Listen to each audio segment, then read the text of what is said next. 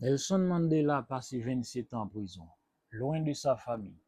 Et quand il est sorti, il aurait pu chercher la vengeance. Mais il a choisi de pardonner, d'unir, de construire. Après tout, il dirigeait son pays en tant que président. Il restait humble, toujours prêt à écouter, même les plus vulnérables. Barack Obama, lui, il est simple, toujours souriant, respectueux même face à ses détracteurs. Il est surtout connu pour écouter attentivement les autres. Il s'est resté lui-même, fidèle à ses valeurs, proche des gens, toujours prêt à partager un moment simple. Et c'est tout ce qui fait de lui un homme très charismatique. Golo Kanté, footballeur célèbre, il est connu pour son talent, mais surtout pour son humilité. C'est l'un des rares à avoir conquis le monde sans jamais perdre sa simplicité. Malgré la gloire et la richesse, il reste le même homme simple qu'il a toujours été. Et quand il retourne dans le village de ses parents, il se montre encore plus humble que les habitants du quartier.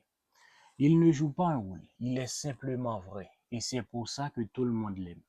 Denzel Washington, une légende du cinéma, mais toujours ancré dans les valeurs et la simplicité. Il n'a jamais laissé Hollywood lui faire oublier qui il est vraiment. Malgré les récompenses, il reste profondément humble. Il motive les jeunes à rester disciplinés et rappelle souvent que le succès sans humilité n'a aucune valeur. Aujourd'hui, il est beaucoup plus connu pour la façon dont il traite les autres et pour sa manière de penser. La vraie grandeur, ce n'est pas de faire peur aux autres ni de les utiliser pour paraître plus fort. C'est d'inspirer sans même parler.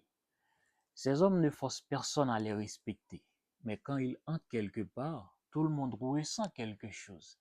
Ils ne quémandent pas l'attention, ils la méritent simplement par leur manière d'être. Le respect vient à eux naturellement. Ils peuvent rire avec toi, te regarder dans les yeux, te parler simplement, mais tu ne peux jamais oublier à qui tu parles, parce qu'ils ont des limites naturelles, même quand ils paraissent accessibles. Pendant que certains s'habillent, achètent des choses pour paraître grands, eux, ils n'ont rien à prouver pour être respectés.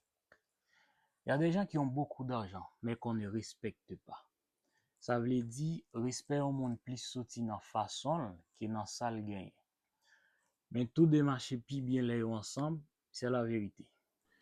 Je dis à vous mettez en pile accent sur le langage non verbal monde, c'est-à-dire action yo, façon comporter yo, j'ai souffert. Ça a souvent suffi pour décrire monde parce que toute parole qui t'est qu'a dit. Langage quoi yon monde parler avant même li ouvrir bouche li. Ou pas toujours besoin tendre yon monde pour comprendre arrogance li ou bien humilité li. Ça c'est des gros points importants yo souvent utilisés pour yo parler des monde.